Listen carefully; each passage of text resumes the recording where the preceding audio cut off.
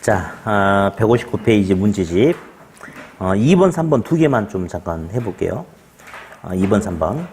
자, 틀린 거 물어봤네. 1번. 2번에 1번. 물건의 상태, 용도 등 기준 시점 현재 상태대로 실시하는 평가를 현황평가라고 한다. 맞는데요. 중요하진 않고요. 2번. 부동산 가격의 증감이 되는 새로운 사건, 사태의 발생을 가정한다. 조건을 단다 이거죠. 이것은 조건부평가다. 맞습니까? 네. 그죠? 3번. 과거의 특정 시점을 기준 시점으로 하여 행해지는 평가를 소급평가를 한다. 맞죠? 4번. 평가가 공익을 목적으로 하면 3번이 지금 틀렸죠? 소급평가인데 기한평가로 잘못 나왔으니까 3번 틀렸고. 4번. 평가 결과가 공익을 목적으로 하는 감정평가를 공익평가를 한다. 맞습니까? 그렇죠? 5번. 공공용지 개발을 위한 수용이나 과세를 위한 평가처럼 법규에서 정한 대로 수행하는 평가를 법정평가를 한다. 맞죠? 네. 다음은 3번이고 3번 문제. 감정평가에 관한 규칙사항에 따른 감정평가에 대한 설명으로 틀린 것은 1번. 감정평가는 대상 물건마다 개별로 하는 것이 원칙이다. 맞아요. 그런데 2번. 2개 이상의 대상 물건이 일체로 거래되거나 대상 물건 상호 간에 용도상의 불가분의 관계가 있는 거. 스톱. 아까 2개 이상의 물건이 마치 하나처럼 일체로 거래되거나 어떤 사례를 들었죠? 살림, 그렇지. 살림. 아까 매매가 얼마였어? 어이구, 토지 면적 몇 제곱미터? 있어? 아이씨. 수업 끝나면 좀 알아. 칠판 좀 닦아놓고 그래야 되는데. 칠판도 안 닦아놓고. 아무튼 그래요. 그게 이제 그거고. 용도상의 불가분한 게 요거네. 요거. 이렇게. 이런 경우에는 아무튼 일괄해서 평가할 수 있다. 이렇게 하는 거예요. 네. 다음. 4번. 특수한 목적이나 합리적인 이유가 있는 경우에는 일체로 이용되고 있는 대상 물건의 일부분에 대해 평가할 수 있다라고 아까 요거 이야기했죠. 요거. 무슨 평가? 부분평가. 그렇죠? 5번.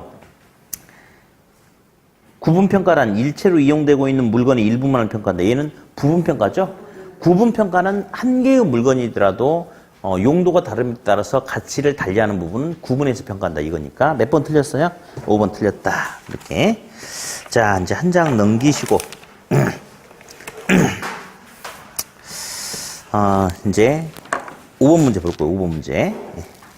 근데 이제 하기 전에 칠판을 통해서 174페이지 요약집. 이거 보는데 이게 기본이니까 이걸 이제 알고 있어야 되겠죠, 기본. 저번 주에 우리 저거 하지 않았나? 수업 시간에 몇 명 지적해서 뭐 사고라고 하지 않았나요? 오전 안 했었나? 야간반 했나? 하지 않았나요? 그렇지. 오전에 했지. 저번 주 오전에 걸린 사람도 있지 않았어요? 오전 안 했어요? 그럼 오전반 서운하겠다. 그럼 오늘 제가 수업 끝날 때까지 5명을 찍어줄 테니까 이제 어떤 사람들이 대상이 되냐면 수업 시간 핸드폰 올린 사람, 조는 사람, 또 말귀를 못 알아먹고 삑살이 되는 사람들 해서 5명 찍을 테니까 그 사람들은 다음 주에 돈 모아서 찰떡 초코파이를 사고 와. 그걸 먹어야지 학교 갈 거 아니에요. 착 하고 달라붙을 거 아니에요. 예? 그래서 아무튼 제가 찍으면 알아서 누구 찍었다 그러면 알아서 박수 치면 돼요. 그냥 박수 치면요 그 사람들이 이제 다음 주에 사고 오니까. 예. 그러면 누가 우리 학원에서 제일 많이 여지껏 졸았을까요? 손 들어봐. 네, 누구라고 지적은 안 할게. 얼른 손 들어봐. 얼른. 박수 한번 치세요. 박수 쳐봐. 일단 박수. 그래. 그러면 일단 이분이 1호 될까요? 자, 이제 수업 시작하겠습니다. 본인도 불만 없을 거예요. 불만 없죠? 그렇지. 뭐, 한두 번이어야지, 말이야. 자, 이제, 이게 이제 기본이니까 이것도 봐야 돼요. 감정평가, 평가 방식에 대해서 갈 텐데, 이제 뭐, 비용성, 수익성, 이런 것들이 기본으로 깔려가지고 뭔가를 물어보는데, 일단 차분하게 한번 봅시다. 자, 감정평가는 이 부동산이란 물건의 값이 얼마인지 알아보고자 하는 건데, 자, 근데 부동산의 유형이 여러 가지 유형이 있더란 말이에요. 예. 예를 들어서 어떤 물건은 뭐 이렇게 판매 수익이라든지 임대료 수익을 발생시킬 수 있는 상가 건물, 빌딩 건물 같은 그런 건물은 가장 중요한 게 평수가 크냐 작냐, 새거냐 흠거냐 이게 중요한 게 아니고 얼마만큼의 수익이 많이 발생할 수 있냐 없냐 이게 중요한 거 아니에요? 우리 그 식당 하다가 가게 넘기면 권리금 받죠. 그 권리금의 크기는 매장이 크냐 작냐 이게 중요한 게 아니고 장사가 얼마나 잘 돼서 수익을 많이 발생할 수 있느냐 없느냐 거기에 따라서 달라지는 거 아니겠습니까? 그래서 수익을 발생시키는 물건 같은 경우는 가장 강조하는 게 수익성이에요. 수익성. 이 수익성의 크기에 따라서 가격이 얼마인지 평가한대요. 그런 방식을 수익 방식이다 라고 이렇게 이야기합니다. 수익 방식. 수익 방식. 다음 두 번째는 아파트라든지 토지. 아파트는 시세가 있습니까? 시세? 있어요. 왜 시세가 있냐면 이와 유사한 물건이 정상적으로 시장에서 거래가 활발하게 나타나기 때문에 시세라는 게 만들어질 수 있는 거거든요. 그래서 그런 물건 등은 시장에서 팔릴 수 있는 능력이 뛰어나는 시장성이 있기 때문에 이런 물건의 가격은 시장에서 이와 유사한 부동산의 매매 사례하고 비교해서 알아본다 해서 비교 방식이다라고 이렇게 불러줍니다. 다음 관공서, 실내체육관 뭐 이런 것들 이런 물건 등은 일반 보통의 물건과는 달리 수익을 목적으로 하는 것도 아니고 시장에서 거래 사례가 활발하게 나타나는 것도 아니에요. 그래서 그런 물건 등은 어떻게 평가하는 거냐면 요거와 똑같은 것을 다시 만들어내면 비용이 얼마나 들어갈까? 비용성 측면에서 평가한다 해서 이걸 갖다가 원가적인 측면에서 본다? 원가 방식이다 라고 이야기를 합니다. 원가 방식. 이렇게. 그래서 이제 세 가지가 있는데 또 크게 따라서 읽으세요. 그냥 읽으세요. 자, 어떤 의미냐면 일단 비용성, 시장성, 수익성. 시작. 비용성, 시장성, 수익성을 물건의 가격을 알아보는 데 있어서 세 가지 측면이다 해서 가격의 삼면성이다 라고 합니다. 그냥 흘려들으면 돼요. 네. 그래서 이 물건은 어떤 특징이 있다 그러면 어떤 측면에서 접근하겠다. 이렇게 이제 한다 이건데. 다음, 비용성에 의해서 원가 방식. 이렇게 읽어볼 거예요. 자, 시작. 비용성, 원가 방식, 시장성, 비교 방식, 수익성, 수익 방식. 이렇게. 그리고 이제 오늘 수업 시작하면서 뭐라고 그랬냐면, 감정평가는 교환에 대한 대가인 가격 구하는 방법과 용익에 대한 대가인 임대를 구하는 방법, 가격 구하는 거, 임대를 구하는 거 두 가지가 있다고 그랬어요. 이제 이번 수련 때는 다 정리할 거예요. 그러면 가격 구하는 거, 임대를 구하는 게 있는데 먼저 가격을 가액이라고 한다고 그랬죠? 임대료를 임료라고도 한다고 그랬어요. 그러면 가액 구하는 것을 원가법이다라고 부릅니다. 원가법. 그래서 원가법에 의해서 구하는 가격을 뭐라고 하냐면 적절하게 산출되는 가격이다 해서 복선 가격 또는 적산 가격 이렇게 불러주는데 자, 저게 이제 무슨 말이냐면 이런 말이에요. 자, 이 건물을 10년 전에 지었어요. 건축 당시 건축비가 10억이었어요. 10년이 지난 시점에서 가격이 얼마인지 알아보려고 그래. 이게 바로 적산 가격인데 그러면 자, 이 건물은 맨 처음에 건축 당시는 새 건물이었는데 10년이 지났으면 감가상각이 발생하지 않았을까요? 그럼 이제 새 건물, 헌 건물의 가격을 알아보려면 요것과 똑같은 것을 새롭게 다시 만들면 얼마일까? 새로운 건물 가격에서 헌 건물이 된 만큼 가치를 차감시키겠다. 요게 바로 원가법. 그러니까 자, 볼래요? 10년 전에는 이 건물 만들 때 10층짜리 건물 만들 때 건축비가 10억이었어요.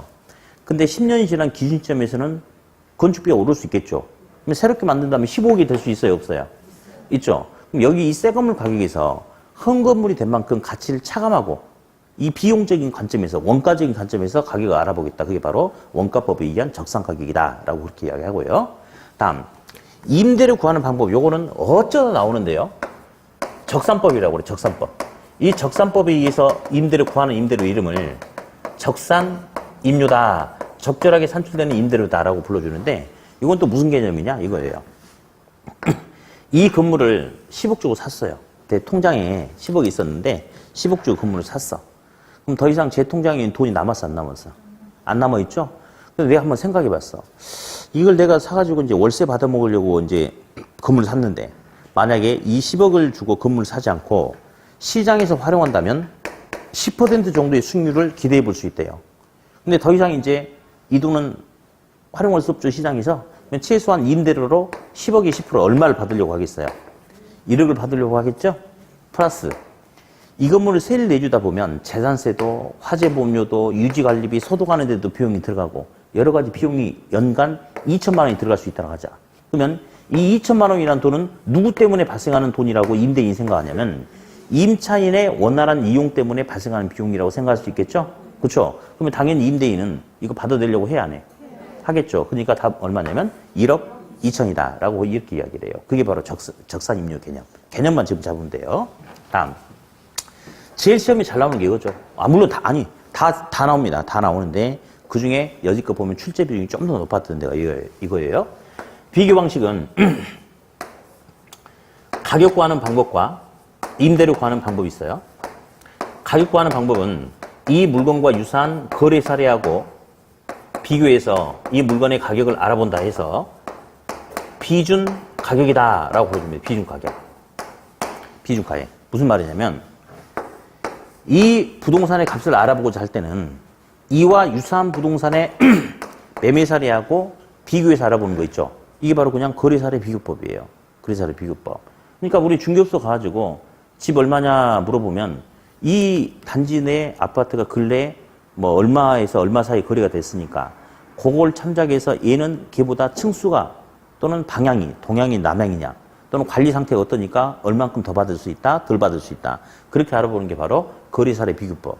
비준의 의미는 비는 유사한 물건의 가격하고 비교한대. 그 비야.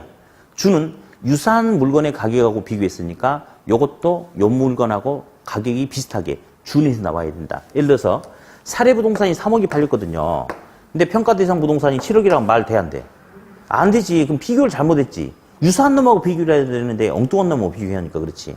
근데 얘가 3억인데 3억 1천, 2억 9,800, 2억 9,100 이 정도면 괜찮겠어요? 이게 바로 거래사례 비교법에 의해서 구하는 비중 가격이다. 그렇게 이야기해요. 다음. 임대를 구하는 것은 임대사례 비교법이다 라고 불러줍니다. 임대사례 비교법. 똑같은 개념이에요. 임대를 알아보는 거. 그를 통해서 구하는 임료를 비준 임료다 라고 이렇게 불러주고요. 다음 요거 다음 줄 건데요. 공시지가 기준법 들어봤잖아요. 아까도. 토지 가격을 알아볼 때는 이 토지와 유사한 토지, 자, 어디, 잠깐 볼게요. 우리 평택역 앞에 이렇게 이제 도로가 이렇게 있어요. 막 이렇게.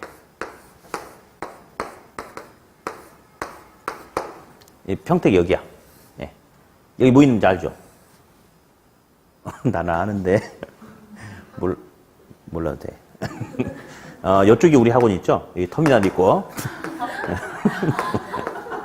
여기 우리 학원 있죠? 쉬는 시간에 여기에 뭐가 있는지 한번 포장마차 같은 소리 하고 있어요. 박수 한번 치세요.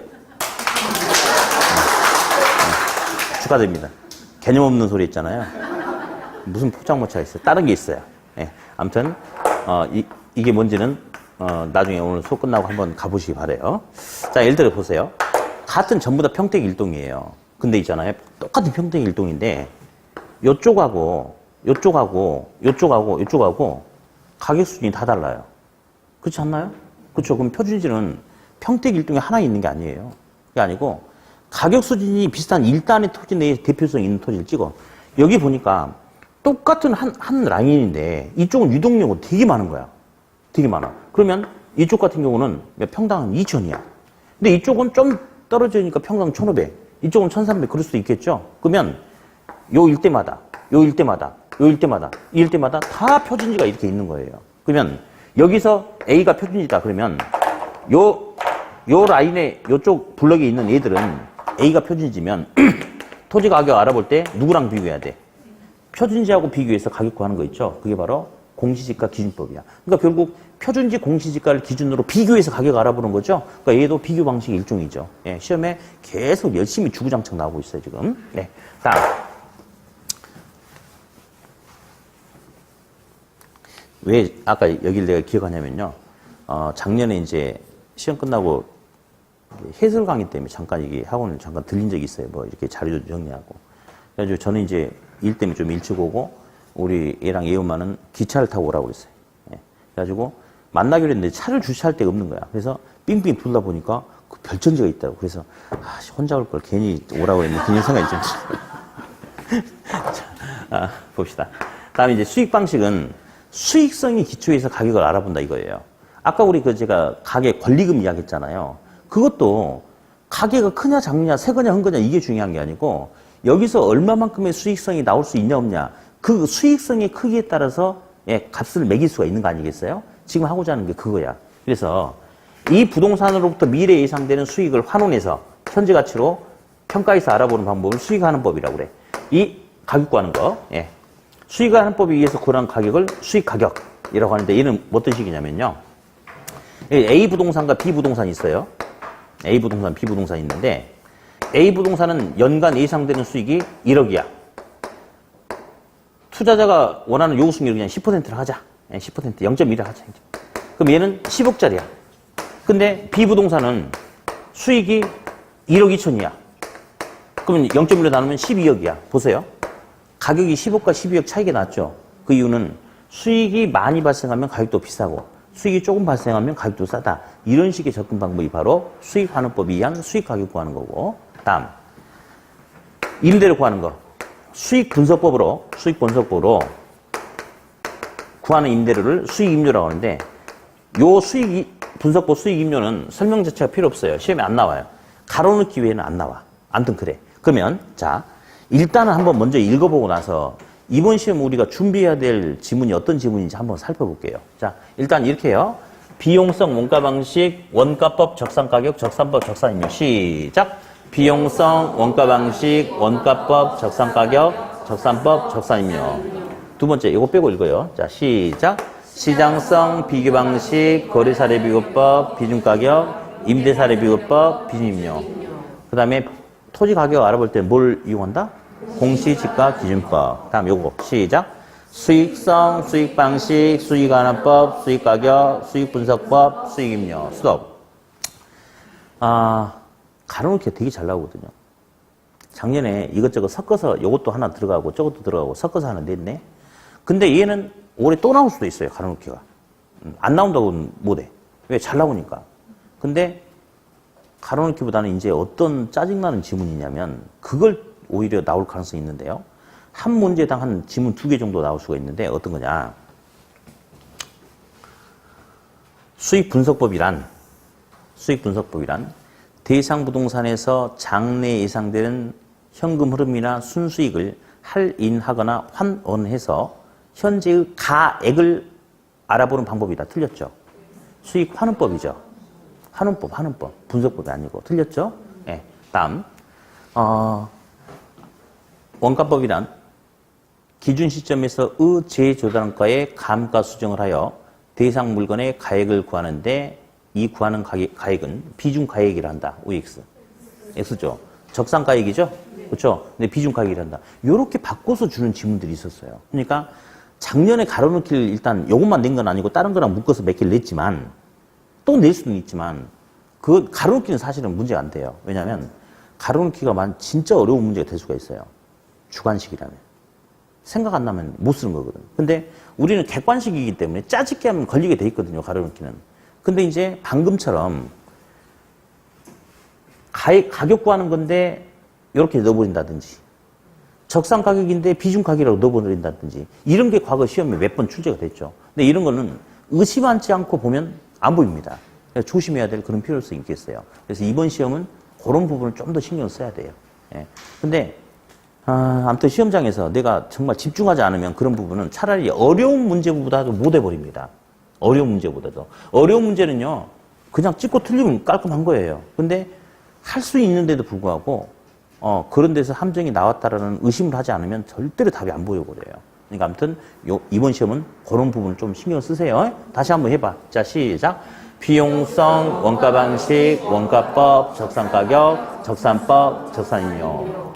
시장성, 비유 방식, 거래사례 비교법, 비중가격, 임대사례 비교법, 비중임료. 그리고 토지 가격은 공시지가 기준법. 자, 시작. 수익성, 수익법, 수익가격, 수익분석법, 수익임료. 자, 일단 이렇게 나왔어요. 그러면 문제 풀기 전에 하나만 더 설명 좀 해주고 갈게요. 하나만 더. 일단 우리 그 요약 174페이지 보면 174페이지 거기 중간에 보니까 2번 시산가액의 조정 나왔습니까? 그렇죠. 근데 이게 가볍게 좀 들으세요. 왜? 작년에 기사 문제로 나와버렸거든요. 그러니까 올해는 가볍게 들어도 괜찮을 것 같아요. 자, 이제 칠판 봅니다. 작년에 이제 시험에 나왔던 게 어떻게 나왔는지 이제 보여줄 거예요. 하기 전에 전체적인 틀만 좀 먼저 좀 잡아보게요. 이제 시산가액이라는 용어가 있어요. 시산가액은 시험 삼아 산출한 가액이다 해서 시산가액이라고 해요. 무슨 말이냐면 예를 들어서 여기 이마트가 하나 있어요. 이마트가. 이마트는 제일 중요한 게 수익 아니겠어요? 수익? 그러니까 다른 방식보다는 수익 방식이 좀 더 어울리지 않을까요? 그렇죠. 그래서 이마트는 보니까 수익 방식이 어울린다. 그래서 수익 방식으로 의해서 평가했더니 98억이 나왔다. 이게 시상가액이에요. 그러면 시상가액은 일단 부동산의 최종 가액이다 하면 안 돼요.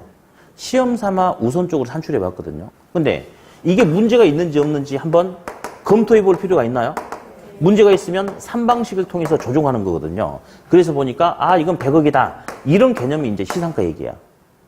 그래서 일단 뭐 책에 보니까요. 특징 보니까 동그라미 1번.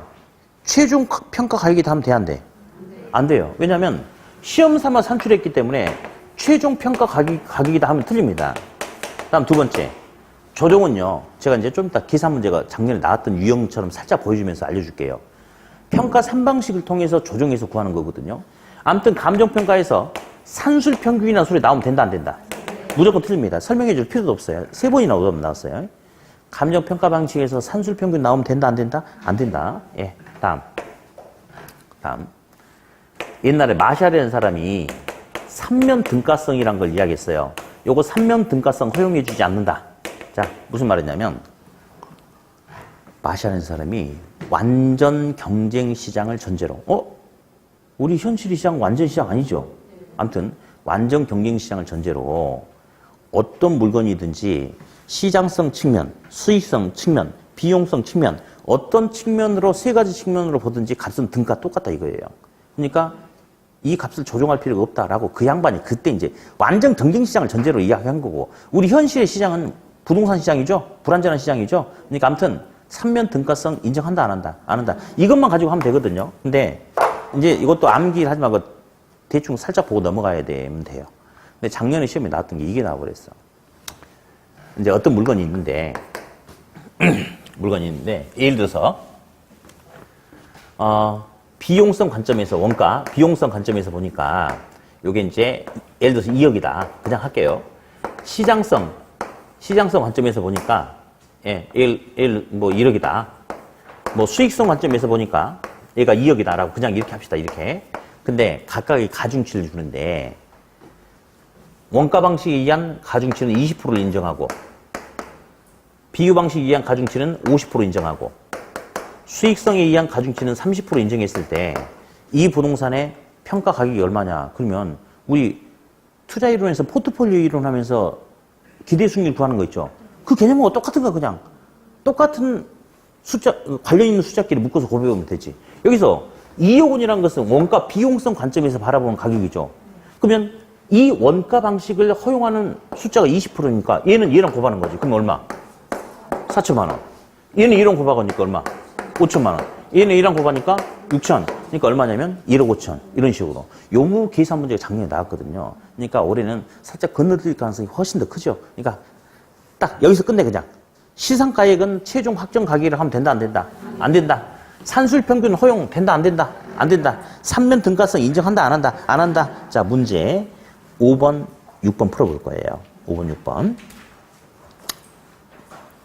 5번 틀린 거 1번 2번은 시장성 수익성 비용성 됐어요. 3번 원가 방식은 원가법 및 적산법 등 비용성의 원리에 기초한 평가 방식 맞죠? 맞다고 해. 대답 안 하면 또 박수 받을 수가 있어. 맞아요? 네. 그래요. 4번. 비교 방식은 거래사례 비교법, 임대사례 비교법 등 비용성의 원리에 기초? 시장성의 원리에 기초한 거죠. 시장성의 원리에 기초한 감정평가 방식 및 공시지가 기준법이 있다. 그죠? 틀렸고요. 3번, 5번. 수익 방식은 수익환원법 및 수익분석법 등 수익성의 원리에 기초한 평가 방식을 말한다. 틀렸죠? 맞았어요? 맞죠? 그럼 답은 몇 번? 답은 4번. 그렇죠. 저도 틀리면 저도 박수 받아야 되나요?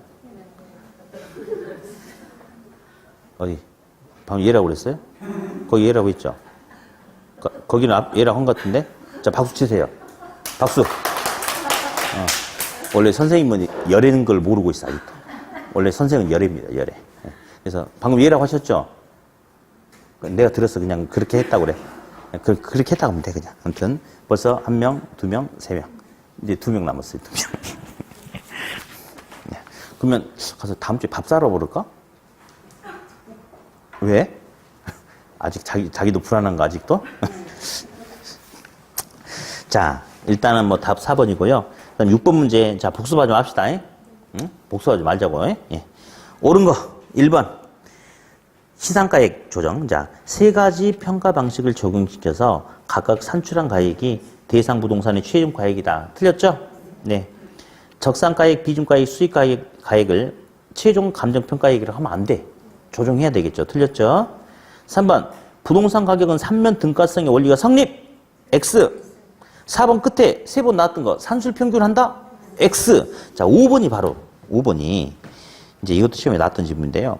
시상가액의 조정은 평가 시 사용된 자료의 양, 정확성 및 적절성 등을 고려하여 각각 그 방법의 가중치, 아까 해봤죠, 우리. 이렇게. 그렇게 두어서, 가액을 결정한다. 근데 이게 작년에 이게 나왔단 말이야. 그러니까 이게 몇 년에 한 번씩 나온 놈이야.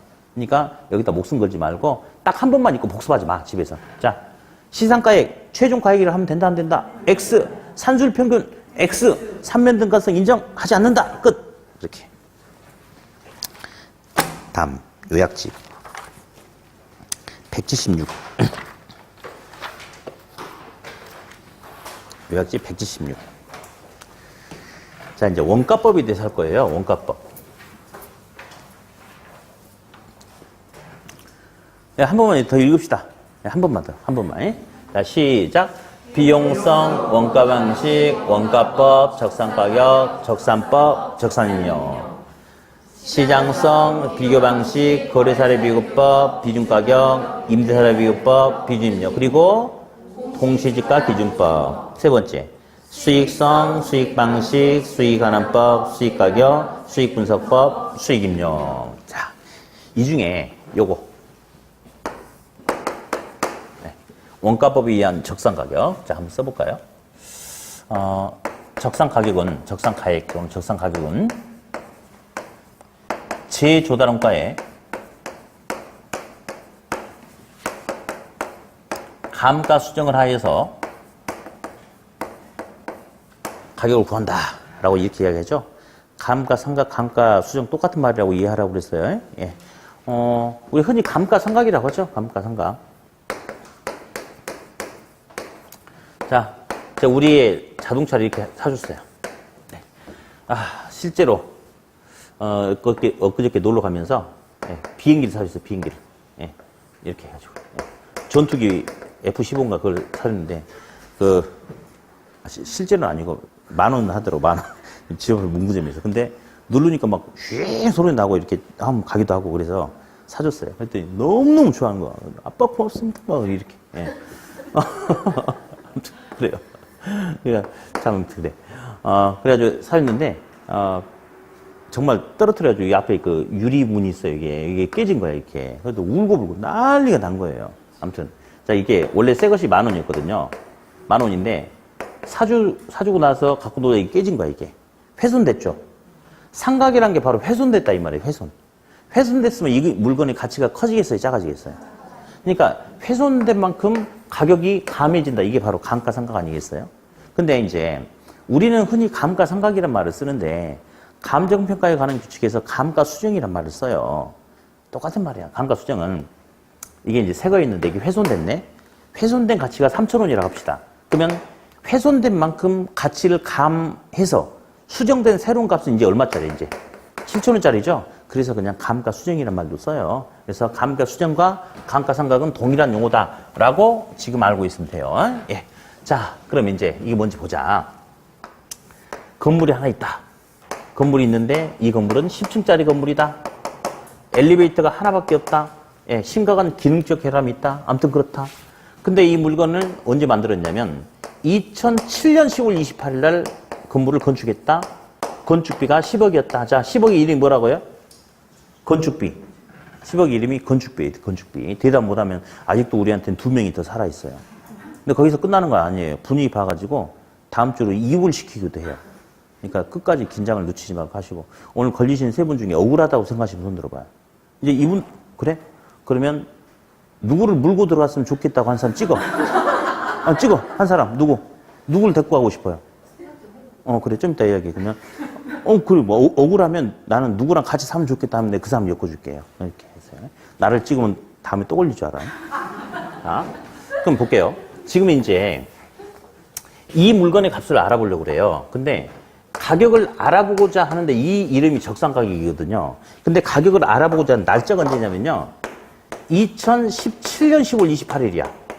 그러면 이 날짜를 기준으로 했을 때 이 물건의 값을 알아본다. 요걸 갖다가 이제 기준 시점이라고 불러주거든요.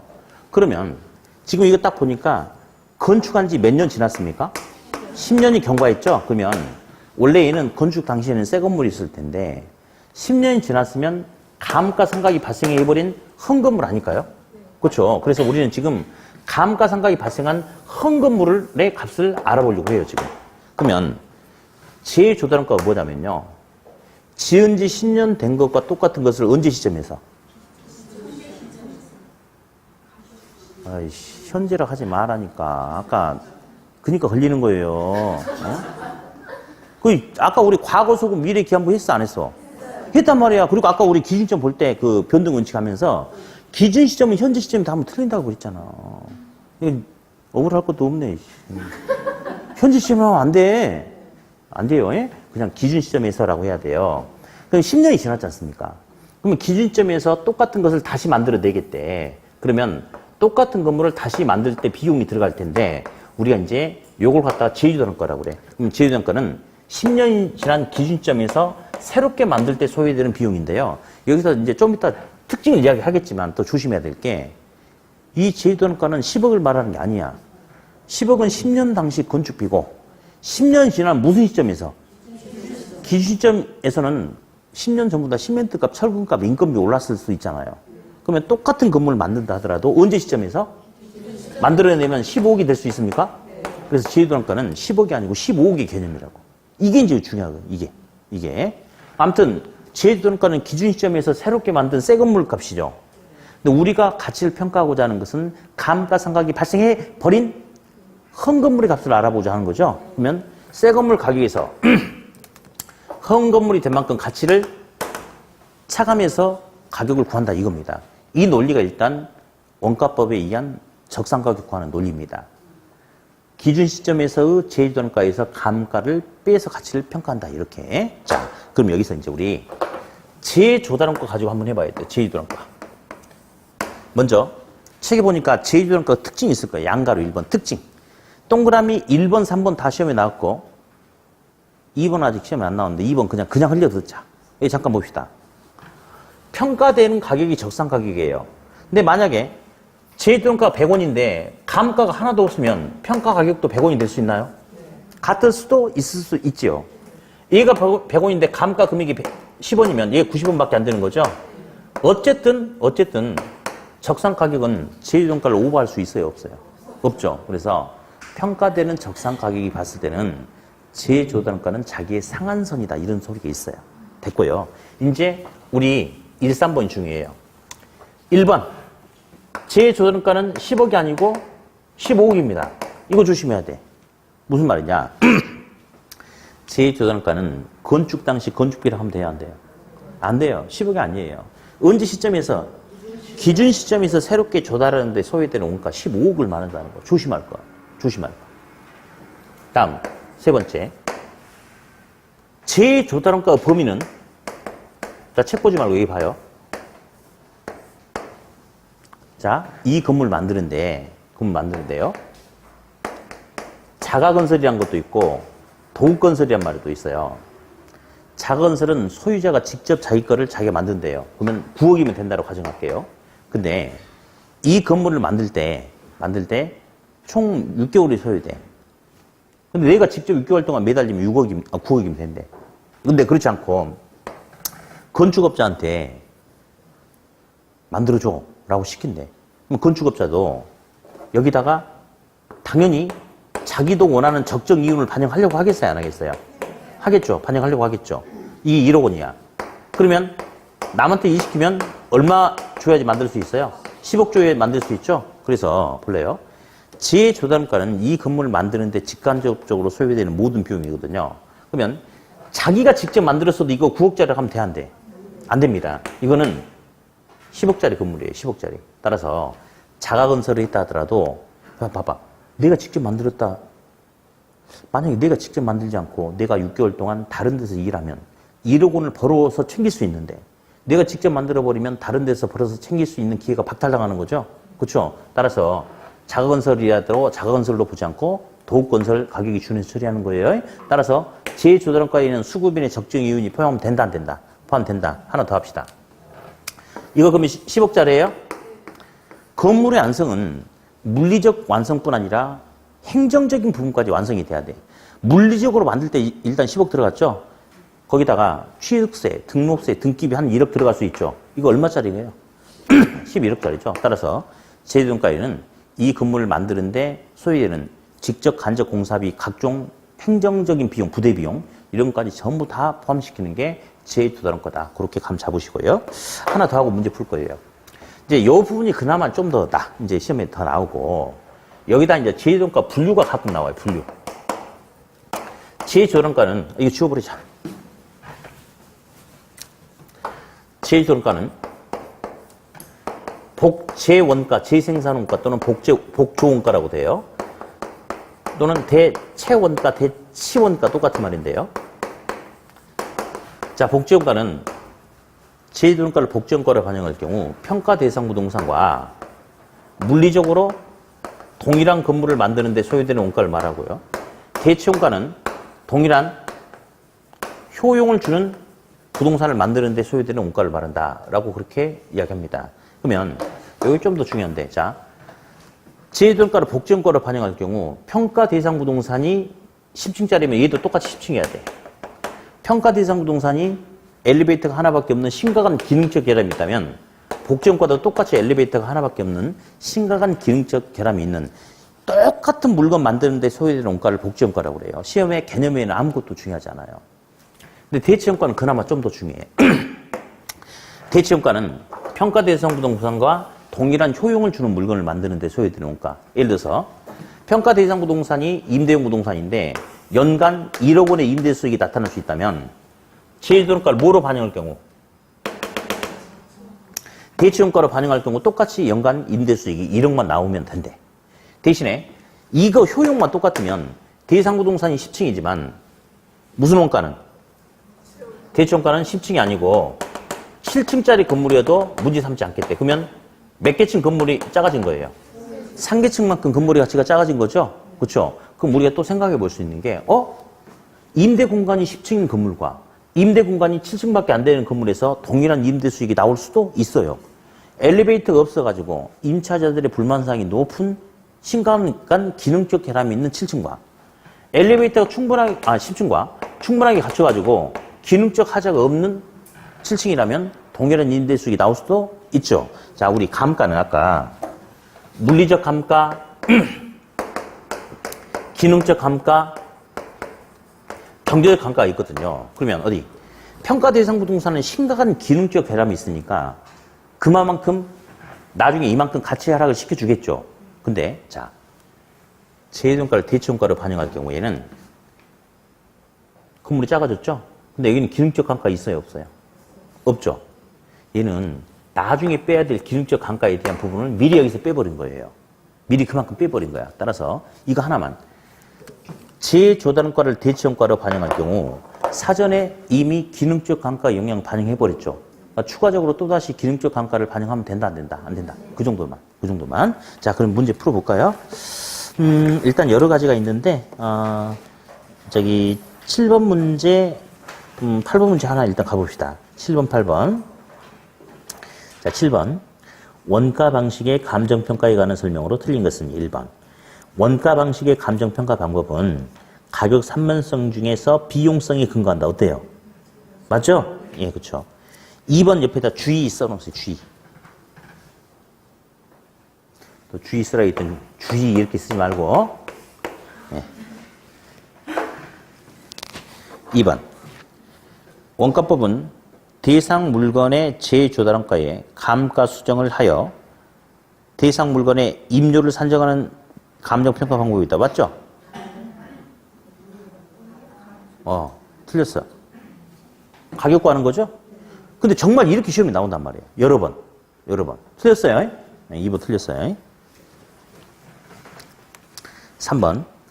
원가법에 의한 적산가액은 재조달원가에서 감가 누적 합계액을 차감해 산정한다. 이게 뭔 말이냐면요. 어디 이 건물이 있는데 1년 지나면 감가가 요만큼 생겼네. 2년 지나면 요만큼 또 생겨. 요만큼. 3년 지났더니 이만큼 생겨. 그러면 3년 후에 이 건물의 가치를 평가할 때는 매년 발생한 감가를 싹 누적해서 그만큼 빼겠죠? 그 말이야. 맞죠? 4번. 5번 먼저. 원가법은 신축 건물이나 기계류 등 재생산이 가능한 시간이 흘러감에 따라서 훼손될 수 있는 상각자산에 주로 적용한다. 어때요? 맞죠? 어디? 토지는 감가상각이 돼야 안 돼요? 그럼 원가법을 적용할 수 있겠죠? 다음 4번. 원가법은 대상 부동산의 가치는 신축 원가에서 감가 수정된 가치와 동일하다는 개념을 기반한다. 자, 일단 틀린 건 2번이죠. 어디? 4번 맞을까요? 틀릴까요? 틀렸어요. 이건 이제 맞게 쓰려고 썼는데 틀린 게 뭐냐면 신축 원가를 하면 안 돼요. 언제 시점에서? 기준 시점에서 재조달원가라고 해야 돼. 이렇게 해서 나와서 실제 시험이 틀렸단 말이에요. 틀렸어요. 자, 10억이 아니고 15억이다. 기억나 안 나? 10억이 아니고 15억이라고 그랬잖아요. 신축 원가는 10억이야, 10억. 재조달원가는 기준 시점에서의 재조달원가 15억이라고 해야 되겠죠. 2개 틀렸어요. 2개 틀렸어요. 다음 8번.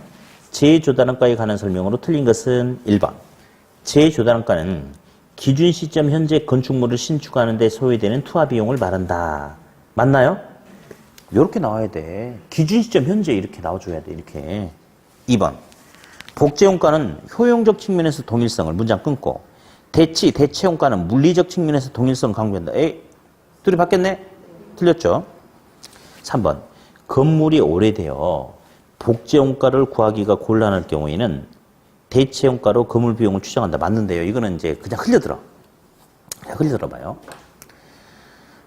신축 건물은 복제원가를 적용하기가 적당해요. 왜냐면 지은 지 한 2, 3년밖에 안 됐거든.